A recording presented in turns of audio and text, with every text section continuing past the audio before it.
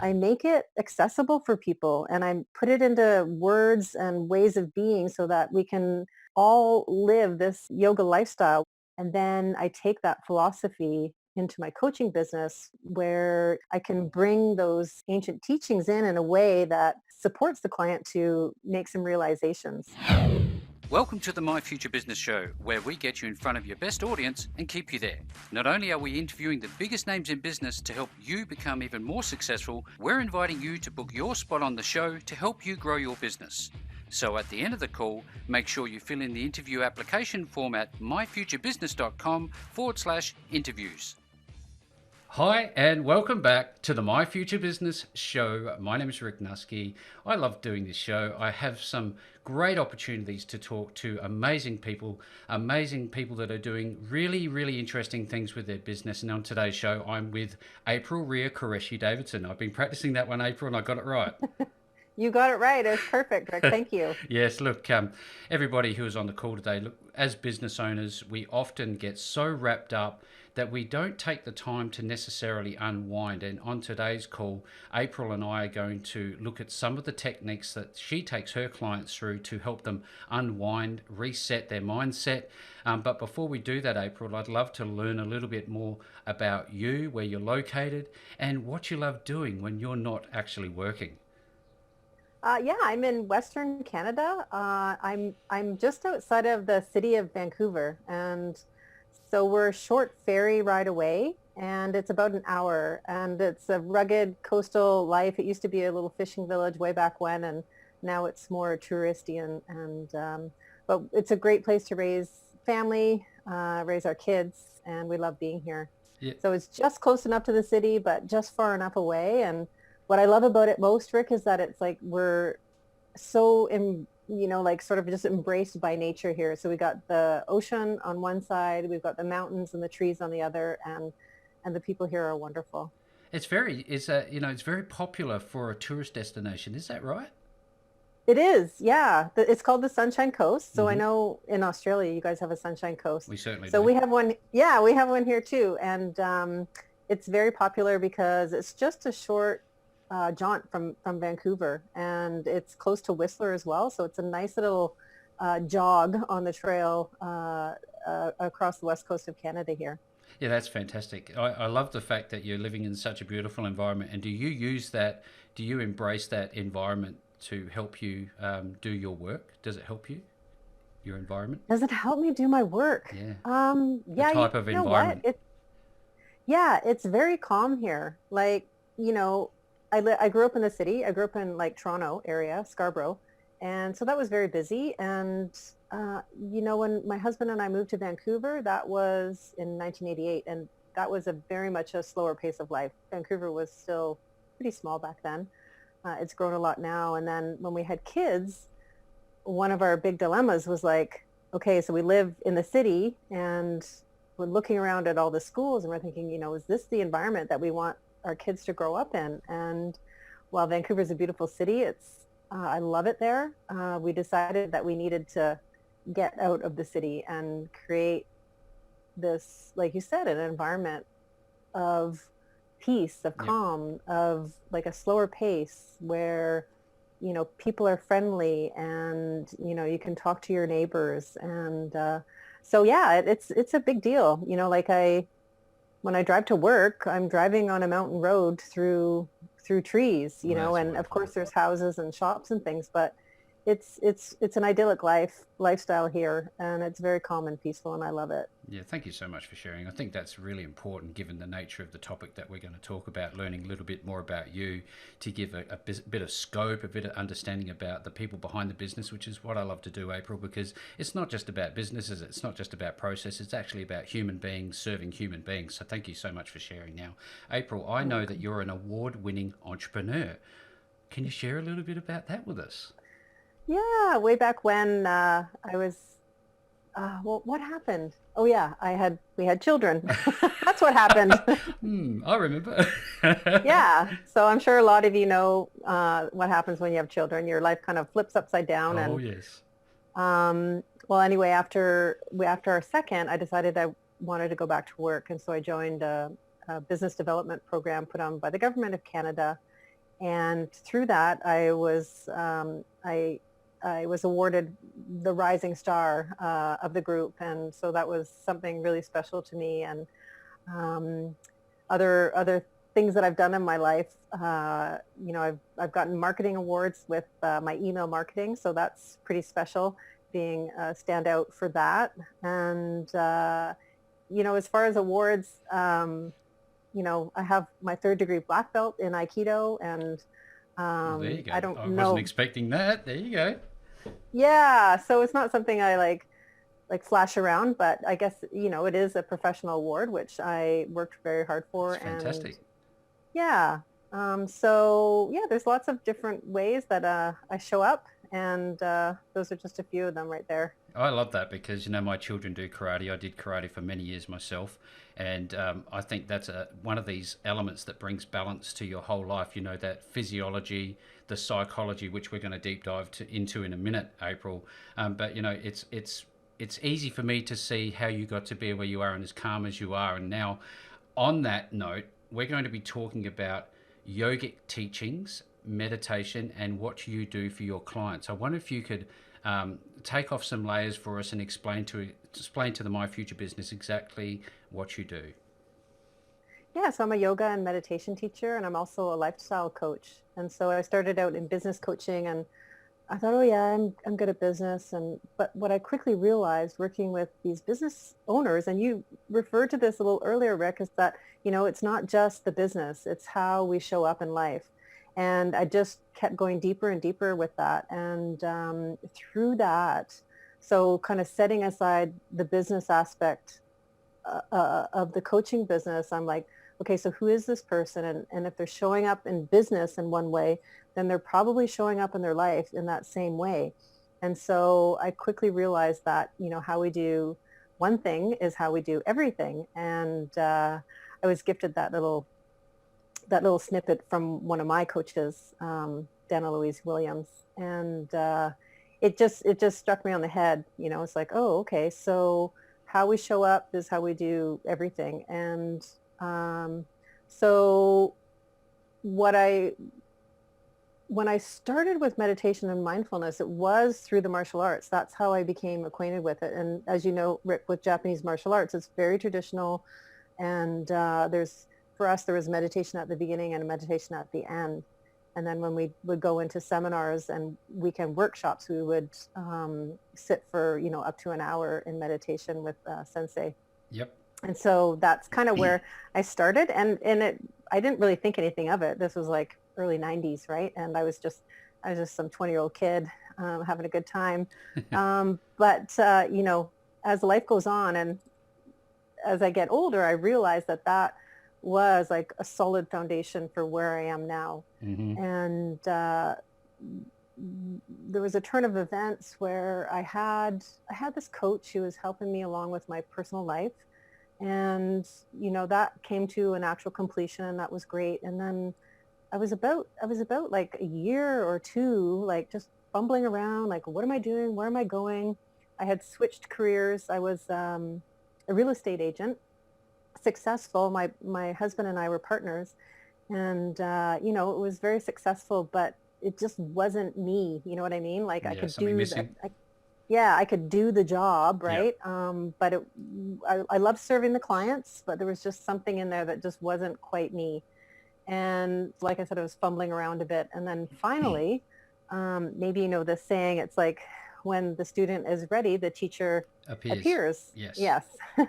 And so these 15 years that I've been living on the Sunshine Coast, just 15 minutes from my house, there's this yoga teacher. And I knew she was there and I had heard about her and all this, but then something happened, something clicked. And I had been wanting to study yoga because I've been doing that, pretty much my whole adult life as Mm-hmm. well. And just kind of guiding myself and dropping in on a few classes here and there. But I thought, there's something to this. And my intention was to turn it into a business, right? Because I'm a doer, right? Yep. But I quickly realized that there's so much more to yoga than just the postures that we see on the cover of magazines and that we see in all the videos. And it's really like this ancient technology, we call it a technology or a lifestyle. It's this ancient lifestyle that's totally applicable today. And so what I do for my clients, whether they're a coaching client or whether they're in my yoga class, is I make it accessible for people, and I put it into words and ways of being so that we can all live this kind of yoga lifestyle, which is a lifestyle of compassion and caring and, taking care of our physical health, our mental health, and our emotional health. And one of those ways is through meditation. And so I guide people in meditation, I guide them in posture flows. And then I take that philosophy into my coaching business where if we're bumping up against an edge or some sort of barrier or a limiting belief, Hmm. I can bring those ancient teachings in a way that supports the client to make some realizations. And some of my clients are both. They come to me for yoga and they come to me for coaching. So it's a beautiful kind of, Synergy. yeah. It seems to me that there's this awakening. People are going back to their roots and understanding that these yogic teachings, these meditation teachings are a lifestyle, a forgotten lifestyle, if you will. But I'm noticing with some of the guests that we've had on the show that they are very much going back to that way of living. And what I really love about this call today, for everybody's on the call with us, is how you're blending and making a definite decision to blend the business realm with your teachings. That's just fascinating. Do you find that it takes a lot to help business people unwind? Are they generally highly strung, and how do you first approach a new client? Yeah, so I find that business people are so go, go, go, whether, you have your own business or maybe you just have like a high level job where, you're responsible. It's just go, go, go, right? And Yeah. then family comes into it, whether you have kids or whether it's, whatever your family looks like to you. There's just responsibilities everywhere you go. And there's not a lot of time for fitting in this extra stuff. And so we did this with fitness, over the past few decades. It's like everybody knows now, and the evidence, is out there that fitness is, you have to be doing some kind of fitness routine in your lifestyle in order to be healthy. And so we all know that. And now it's coming to light with these ancient teachings, and now with science kind of catching up and proving the ancient teachings that, it's the mind too. You have to have the right kind of mindset for growth, whether it's personal or business. And, that mindset really, with that mindset, you can consciously steer where you want your life to go.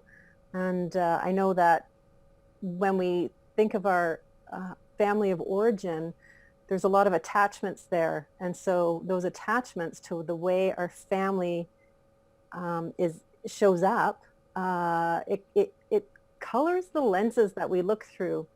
And so doing yoga and the coaching that I do is like, it's like sort of taking away those lenses and having a new outlook on the way you see life. And so it's an interesting awakening because what I find mostly is that it's the stories that people bring with them Yes. um, that dictate mm, that feed how their life is going to progress.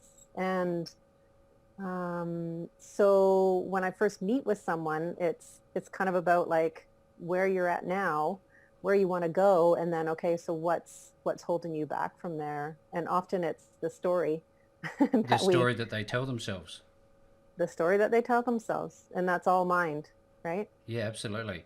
And again, I often think to myself, there's almost this, oh, not almost like a psychology service wrapped up in all of this, because you're getting them to stop and say, listen, this is where my mindset is at. What do I need to tune it down, relax, take in the scenery?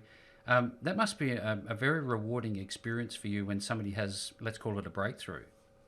Yeah, yeah. So breakthroughs are huge, and I usually it's the tiny things, Yeah. Rick, that make the difference. So I call them like insights, right? It's like what they're like these tiny insights, and then all of a sudden it's just like, what? Like, and so when a client can have an insight or a breakthrough or an aha moment, like, it's just beautiful.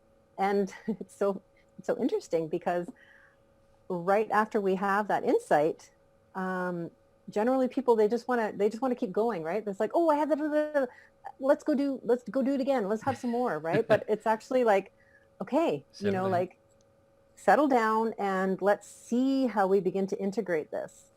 And uh Almost like an endorphin rush for them. it is. Yeah. Yeah.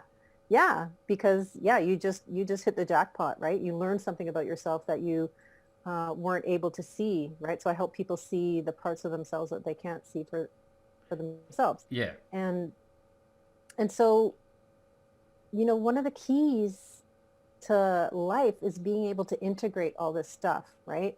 So I don't know about you, Rick, but for about 3 years there, I was going to every seminar, I was going into every networking thing, and yeah, so been there, done that. You've done it all, right? Like, Yeah. information, da da da da da da. Yep. But then you go home, you maybe crack the book open on the Monday or the Tuesday, but then really, like, are we really doing all that stuff that we just learned?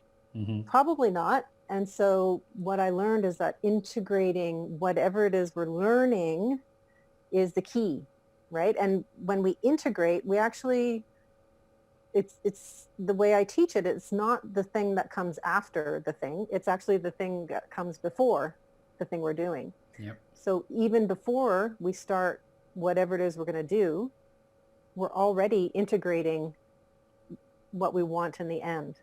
Does that make sense? Absolutely, absolutely, yeah.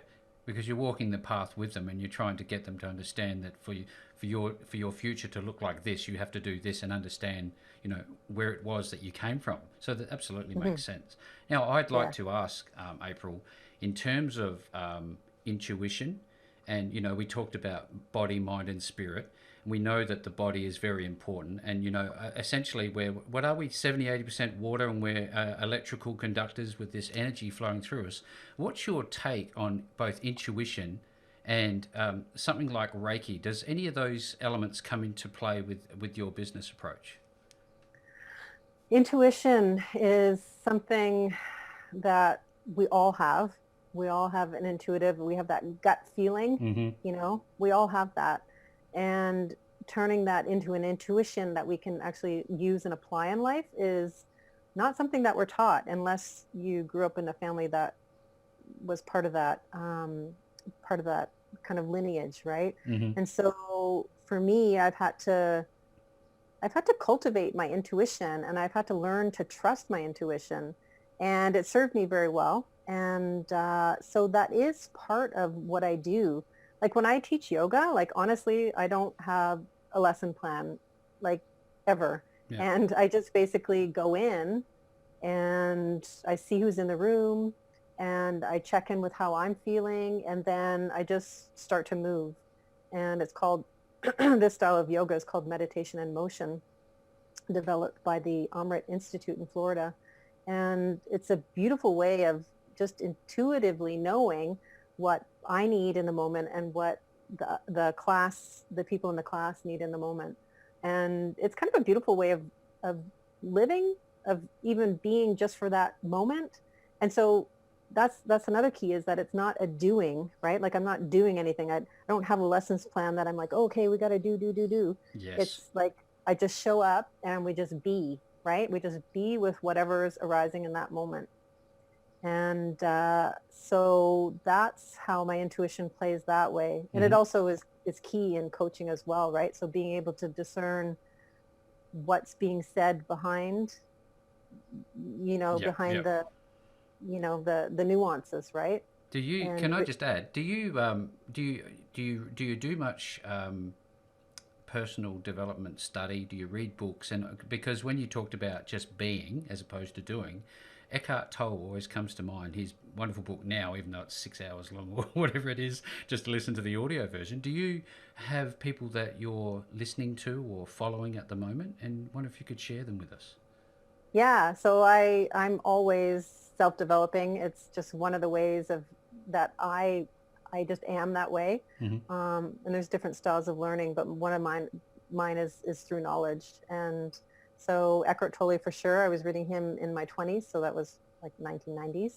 Hmm. Krishnamurti.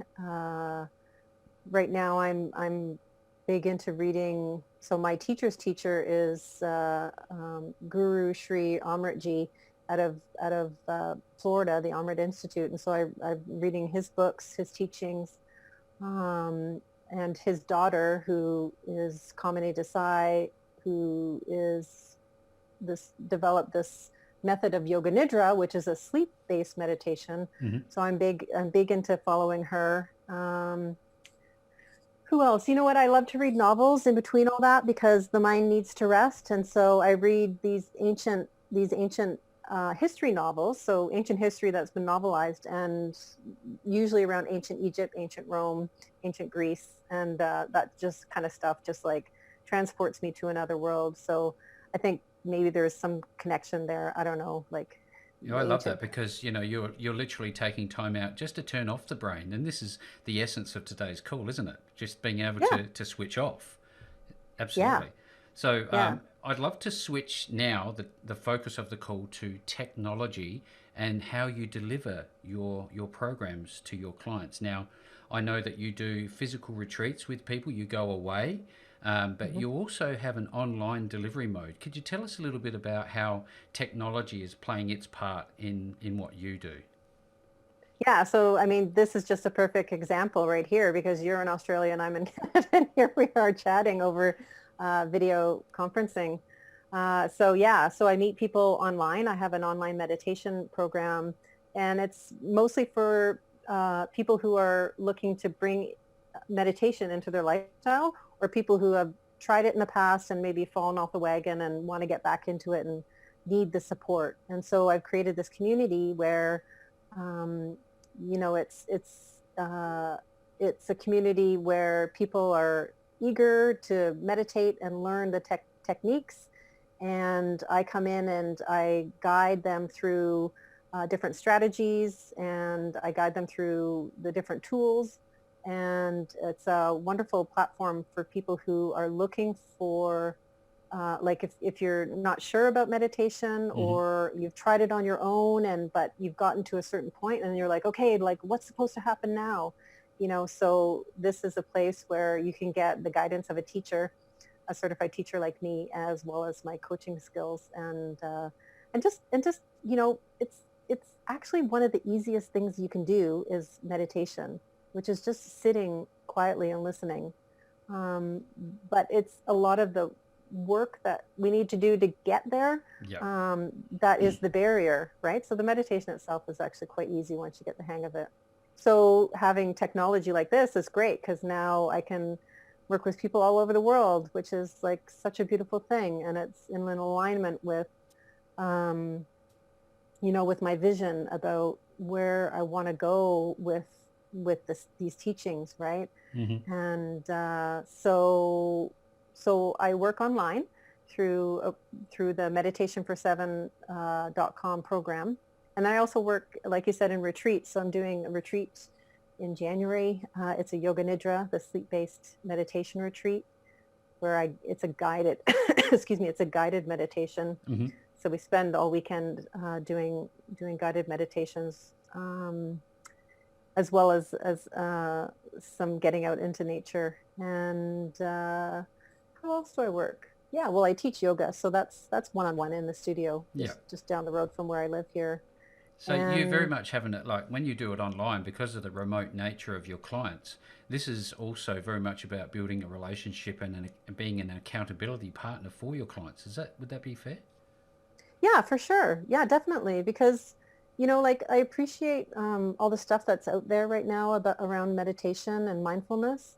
But the truth of the matter is most of it's self-guided Hmm. through videos and through, documents. But the truth of the matter is that you need a teacher. Like if you want to, I'll call it excel in meditation, or, really make it so that it can serve you and serve other people, just by being you, you begin to serve other people in a different way. It's really important to have a teacher because it can get confusing.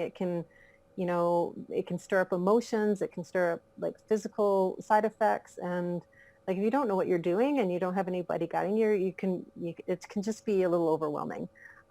So while it is like an easy technique to master, there still is some guidance that needs to be acquired along the way. So we like to call it shining the light.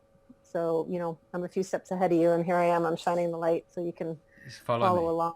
Yeah, Yeah. that's wonderful feedback, because I think to myself, I often fall trapped to this. I think I can follow it and do a self-help guide or whatever it might be for whatever topic, but the drive stops, or there's a fear wall that comes up. There's something that always seems to get in the way and to have that accountability partner would get you that one step further, step by step by step. Now, I'd love to talk a little bit about some of the experiences that you've had with your clients on your retreats. Do you find that there is a desire to stay at the end of the 2 days? Is there an emotional rush? And what sort of relationships have you now formed with the people that you've worked with? Yeah, so I just want to be up clear in front is that the retreats are a brand new Yep, part of my business. And yep, so the one that I'm doing in January is going to be my first one. So I'm super excited. very nice. Um, but I know from my own experience being on retreats is that, yeah, for sure. Like you're in a small group. This group that I'm doing this time is 16 people of extraordinary women. And so it's going to be an intimate group and there's going to be stuff that comes up, right? So during the meditation, there's going to be emotions that come up. There's going to be, physical sensations that come up because it's Very clearing sensory. energy. Yeah. And so yoga, this style of yoga that I teach, that I've been taught, is all energy based. And so it's about clearing the blocks throughout the body and mind with energy. And so it can be a profound experience. And I know when I was on silent retreat at the end of the summer, like I didn't want to leave, right? We were in silence for 5 days and I'm like, I was just getting started. I'm just And I happy to know, settle in. yeah, exactly. I was like, yeah, we're just getting started. But, so it's a unique experience and it's an experience. Um, so although we are in a group, you want to be connected to the self and like, and it's easy to get drawn out and distracted by what's going on outside of you and around you, even in a small group. But the whole experience is to recognize what's going on in the self when we begin to examine, bump up against, and shine the light on these edges in our life, right? And so Yep. yoga is a beautiful way, like in the physical postures, it's a beautiful way to like, oh my God, like I'm on my edge. Like, I don't know how much longer I can hold. Am I breathing, And so when we work that physical edge in the posture flows, we learn how to take that into life. And so all this stuff that I'm going to be teaching with this sleep-based meditation, yoga nidra, is, it's transferable into life, which is the integration piece that I was talking about earlier. So yeah, it's going to stir up some stuff. I bet you it And is. it's going to be a journey and a journey of discovery. And you're going to learn some self-mastery in there too. So, and the really neat thing is that everybody's coming in at it from a different level, right? And so what I'm really good at is just meeting people where they're at and recognizing what their next step is. And then as a group too, like, okay, where are we as a group and where do we need to go next? So yeah, It's it's awesome. magical, isn't it? How you can have this, you are the tangent of so many different people's lives on these retreats, all coming together in that one point in time to create some absolute magic. Now, importantly, when people are wanting to learn more about you, your services, and they want to talk to you about how to get involved, where are they going to find you and what is the process that they will go through? Yeah, so I have lots of contact points. I have all kinds of social media, like I'm on Facebook and I'm on LinkedIn. If you want my professional profile, go to LinkedIn, April Ria Qureshi-Davidson, and you can join my Meditation for Seven program, meditationfor7.com. I also have the Yoga Nidra retreat is up. It's at oh yeah, so that's at blissyoganidra.com. And then you can Google, or not Google, but you can go directly to my website, which is coachaprilria.com, and that's got it's got most of my stuff up there. So it's got the retreat and the meditation program. And then if you want to stay up with me day to day, then definitely on Facebook, because I'm usually in there posting every day about work or about, you know, life or whatever. So, and I like to share. I do lots of Facebook Lives where I just kind of come in and we just sit and meditate for 20 minutes. So, you know, if that sounds appealing to you, then definitely connect with me there. And I'm on Instagram too, but it's hard to keep up with all social media. Absolutely. There's so many choices, isn't there? I try, yeah. So Well, look, lots of ways to connect. there is Yeah. absolutely lots of ways to connect. I'm looking at the bio here, and we're going to make some of the most pertinent ones available on the post below this video, this MP3 podcast, wherever you find it. April, you are a wonderful individual on an incredible journey. Thank you so very much for spending some time with me on the My Future Business show today. Yeah, thank you, Rick. Yeah, I was having lots of fun hanging out here with you. Thank you so much. Thanks for joining us today. If you enjoyed the call, then make sure to subscribe, leave a comment, share us with your friends, and book your spot on the show at myfuturebusiness.com/interviews. And if you're looking for solutions that will help grow your business, then visit myfuturebusiness.com/shop.